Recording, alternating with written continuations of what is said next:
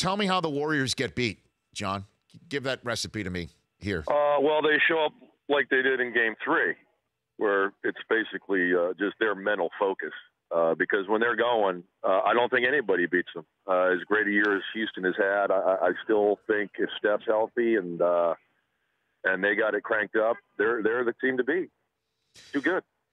So you're saying as long as they're mentally sharp, nobody beats them. They're going to raise the trophy again this year.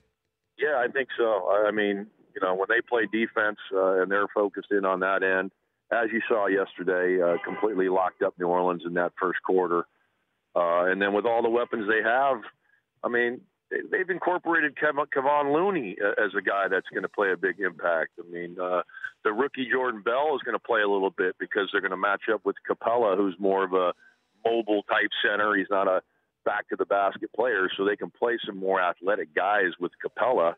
And I think they're going to give Houston problems. I really do believe that. So when it all comes down to it, as Houston is one win away from the Western Conference Finals at home against Utah, and then that is new territory for Chris Paul, so you can get that removed from his resume.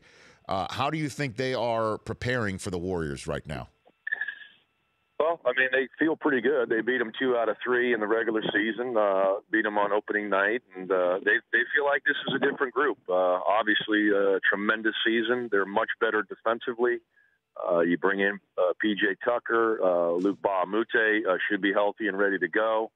So they feel like they can do it on the defensive end. That's really been what has separated the two teams, that Houston was not good enough to play championship-level defense. They feel like they can do that now.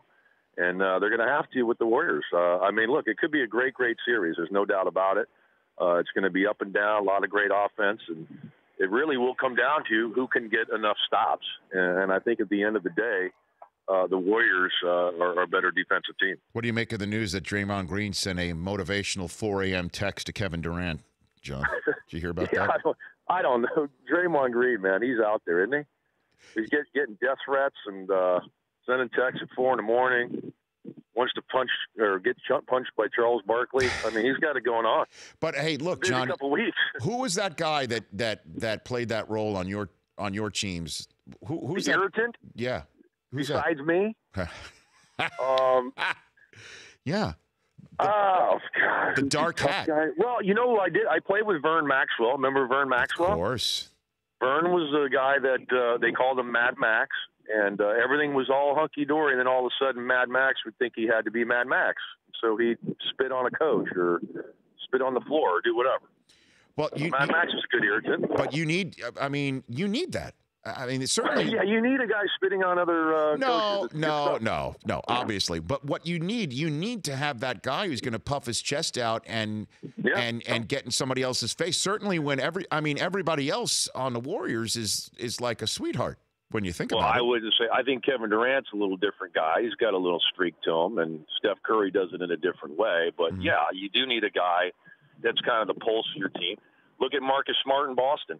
I mean, this guy, he's definitely the heart and soul of that team. When you see guys play that hard and diving on the floor and doing all the dirty work things, it can only help your team. And Marcus Smart's that guy too. All right. So before we, get your thoughts on the Eastern Conference, which team do you think's got the higher ceiling right now that's about to go out? New Orleans or Utah? I think New Orleans is in a great spot.